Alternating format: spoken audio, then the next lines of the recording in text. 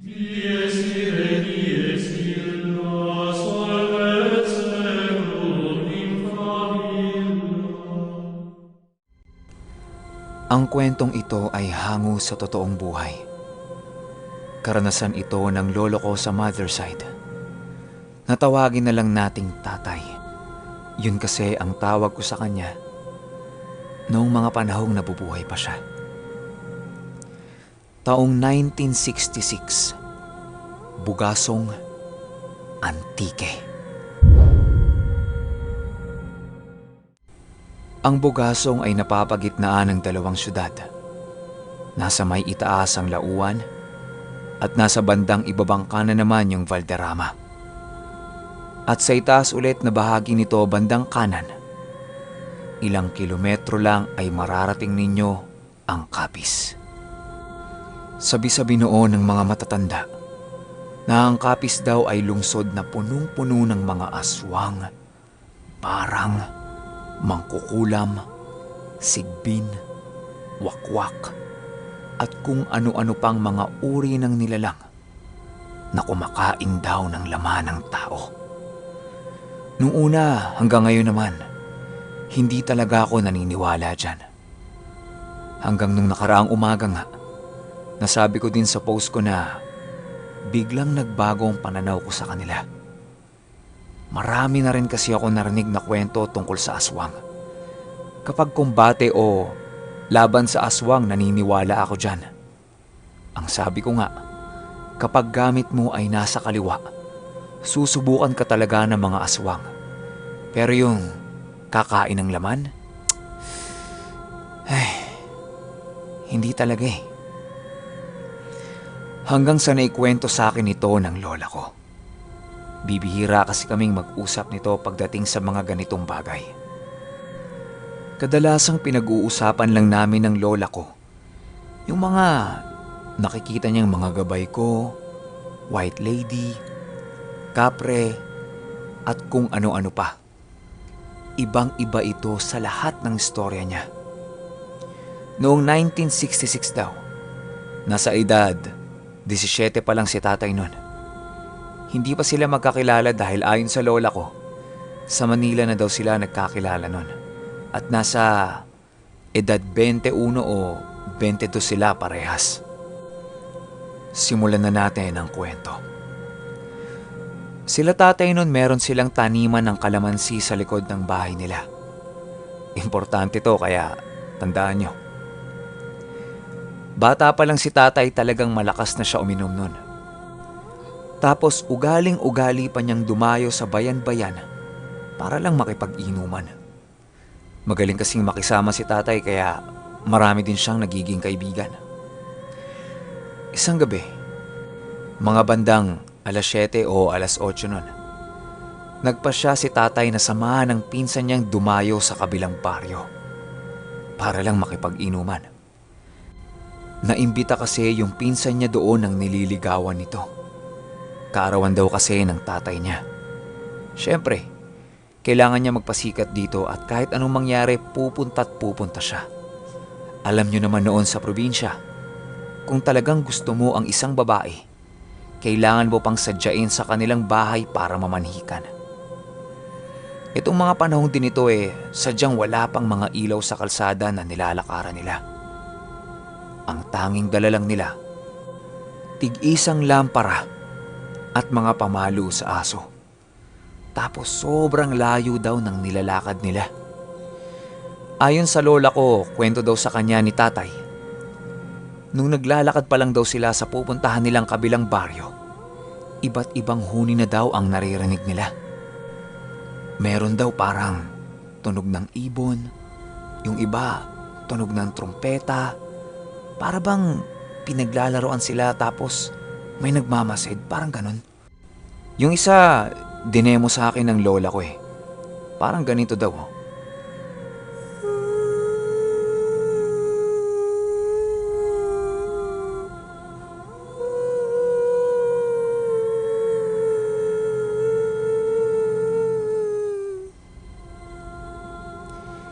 Hindi naman daw yun aso, kasi alam nila kung alulong yun ang aso. Saka yung tunog daw parang malapit lang sa tenga nila. Paulit-ulit daw nilang naririnig yun. Hindi naman nila alam kung aswang nga ba talaga yon o kakaibang hayop lang. Baka nga mga duwende lang daw o kung ano.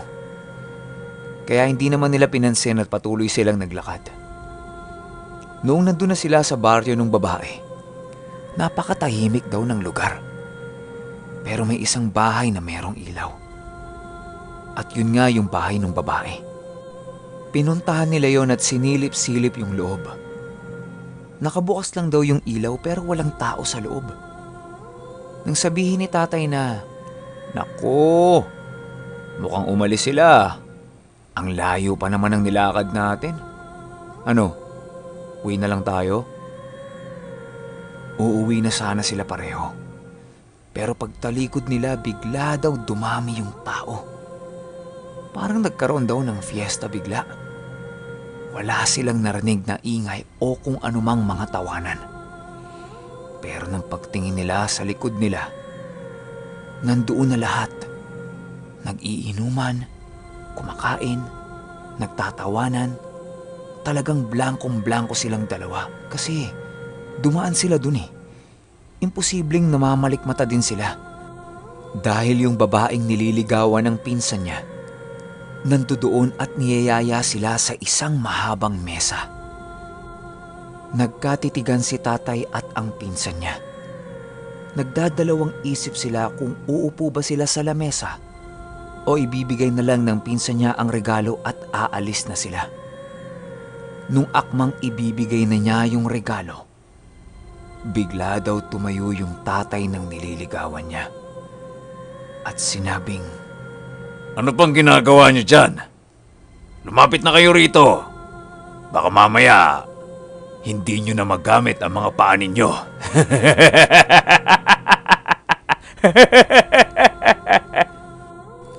Sabay tumawa pa daw ito ng tumawa ng napakalakas.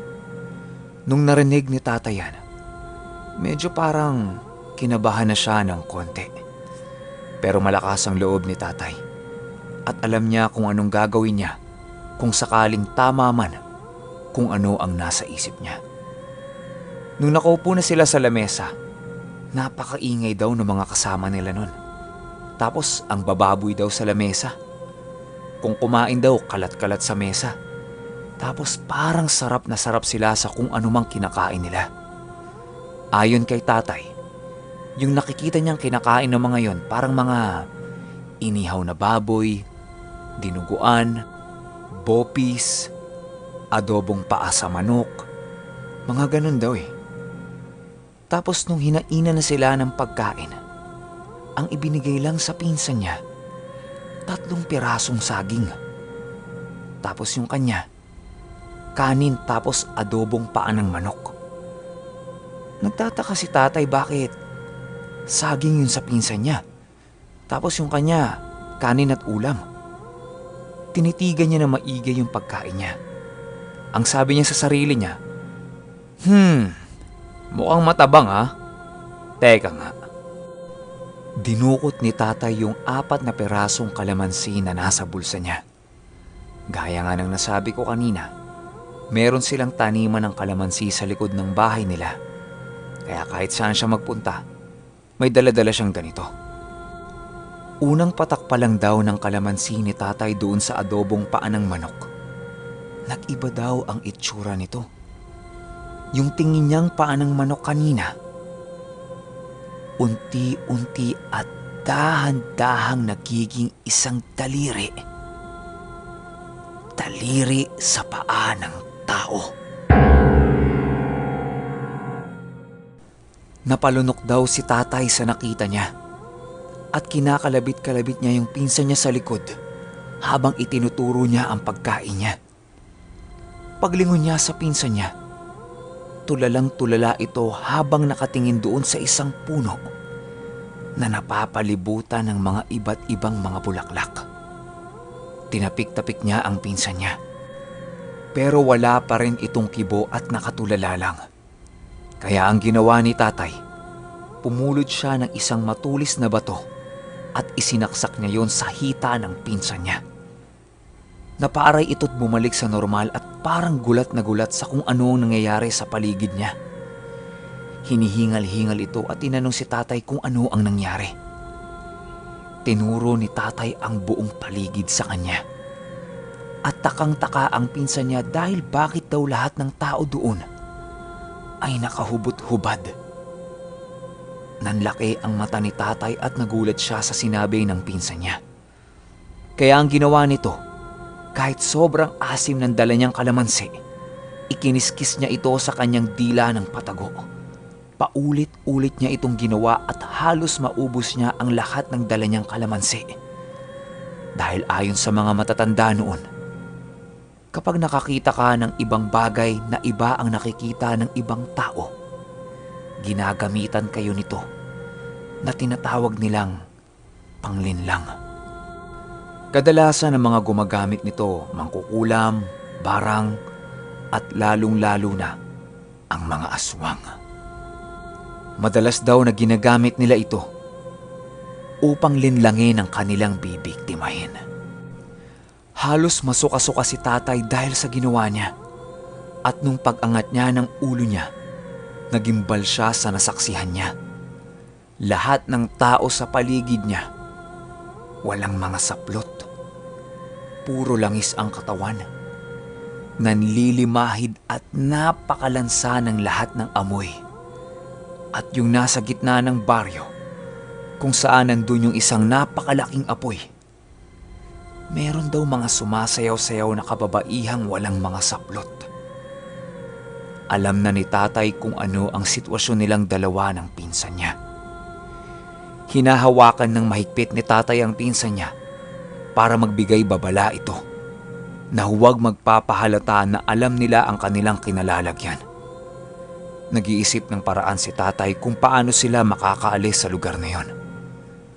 Paglingon niya doon sa tatay ng nililigawan ng pinsan niya, iba na daw ang itsura nito.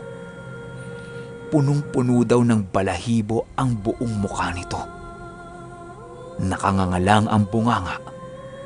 Dilaw ang kulay ng mga mata. At nakatitig ito sa kanya habang hinihingal-hingal na parang nanggigigil. Tumayo siya at nilapitan pa rin niya ang tatay ng nililigawan ng pinsan niya. Kahit takot na siya sa kung ano man ang nakikita niya, umaarte pa rin siya na parang normal lang talaga ang lahat. At nagtanong ito ng, saan po ako maaaring makigamit ng banyo? Nanlaki daw ang mga mata nito at nagsalita ng, doon, sa likod ng bahay. Doon ka pumunta. Halos hindi niya daw maintindihan yun dahil sobrang gasgas at garalgal daw ng boses. Pero nakaturo daw yun sa likod ng bahay. Kaya ang ginawa niya, binulungan niya ang pinsan niya at sinabing sumunod agad sa kanya. Nakakailang hakbang pa lang si tatay. Nagpaalam agad ang pinsan niya na makikigamit din siya ng banyo. Naglakad sila papunta doon ng sabay.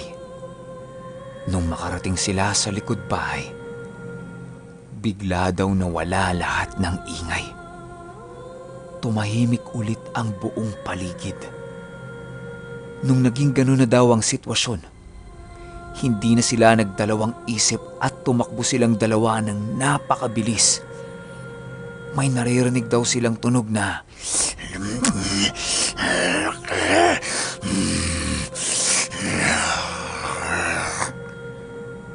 parang ganun daw. Minsan malapit, minsan malayo. Medyo malayo pa ang tatakbuhin nila at sadyang pagod na sila. Kaya ang ginawa ni tatay, yung nakatali sa kanyang bewang na isang binhi na binigay sa kanya ng lolo niya, kahit hindi niya alam kung para saan yon, inilabas niya. Hinila niya ang pinsan niya sa talahiban. Matataas ang talahib nun at maaari kang makapagtago. Habang nandoon sila, yung binhi na nakabalot sa telang itim, inilabas ni tatay. At ang ginawa niya, hinimas-himas niya yon habang paulit-ulit niyang ibinubulong ang mga salitang, "Huwag po sana kaming makita. sana kaming makita. Huwag po sana kaming makita. Magkayakap sila ng pinsan niya buong gabi. Nakatutok lang si tatay sa pagbabangkit niya ng mga salitang yon. Kaya hindi niya alam kung ano ang nangyayari sa paligid. At ayon sa pinsan niya, habang takot na takot daw siya sa kung ano ang naririnig niya sa paligid niya, pansin niya, hindi daw sila nakikita ng mga ito. Yung iba daw, dinadaanan lang sila. Tapos may mga naririnig pa siyang pagaspas ng pakpak sa itaas na may halong pag-iyak daw.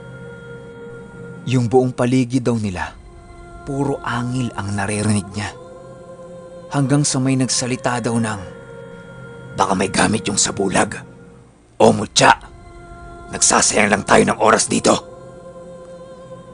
Pagtapos niya daw marinig yon, nakarinig daw siya ng mas malalakas pa na angil. Animoy parang alam ng mga yun na nandun sila, pero parang ayaw naman silang galawin. Ilang minuto lang, nawala ang lahat ng ingay sa paligid. Anya, tanging mga kuliglig na lang ang maririnig mo. Pagtapos nun, nagpalipas lang sila ng 1 oras ni tatay. At nung maayos na ang sitwasyon, isusoli na sana ni tatay yung binhi sa loob ng tela. Pero pagsilip niya sa mga palad niya, naging abo na daw yung binhi. Kaya ang nangyari, yung abo na lang ang inilagay niya sa loob ng tela. Mula din nung gabing yun, hinding-hindi na sila tumanggap pa ng kahit anong pag-imbita mula sa mga karatig bayan. Marahil nagtataka kayo kung bakit naging abo yung binhi ni tatay. Para sa mga hindi nakakaalam, ito yung tinatawag na pinagkaloob. Marami pang tawag dito eh. Sa angka namin, pinagkaloob ang tawag. Isa itong uri ng binhi, perlas, kapirasong kahoy, bato, at kung ano-ano pa na ibibigay sa iyo ng engkanto, duwende, laman lupa, o kung sino man ang nararapat na pag-alaya nito. Kapag nakakita ka ng ganito sa kahoy, lupa, loob ng puno, sa bulaklak, o minsan pa nga nasa lamesa nyo lang, una nyong gagawin, ibabad ito sa isang garapong langis. O di naman kaya sa isang telang itim, ibalot nyo. Kung wala pa kayong kahilingan ay mainam na iwan nyo na muna ito doon. Pero kung meron na, maaari nyo na itong ilabas at saka kayo humiling. Noong unang panahon pa yan pero sa ngayon, malabo na. Maliban na lang siguro kung doon talaga sa mga liblib na lugar. Tulad ng mga tinataguan ng mga rebelde sa gubat. Yun doon, posibleng meron pa. Hindi alam ni tatay noon ang tungkol dito. Pero parang nga nangyari noon, ayon sa lola ko, instinct na lang niya yung nagtulak sa kanya para gawin ang bagay na yun. Alam nyo, sadyang napakalawak ng mundong ginagalawan natin at punong-puno ito ng misteryo. Babalikan ko lang. 1966 ito nangyari. Huwag niyo ikumpara sa panahon natin ngayon. Kung noong mga panahon na yon ay maniniwala kayo sa kwento, malamang ngayon hindi na. Pero ako, paniwalang paniwala ako sa kwento ng lola ko. Pero gaya ng palagi kong sinasabi, it's a free country. Paniwalaan nyo ang paniniwala nyo at irespeto nyo ang paniniwala ng ibang tao. Yun lang. Maraming salamat sa pakikinig. Hanggang sa susunod na kwento.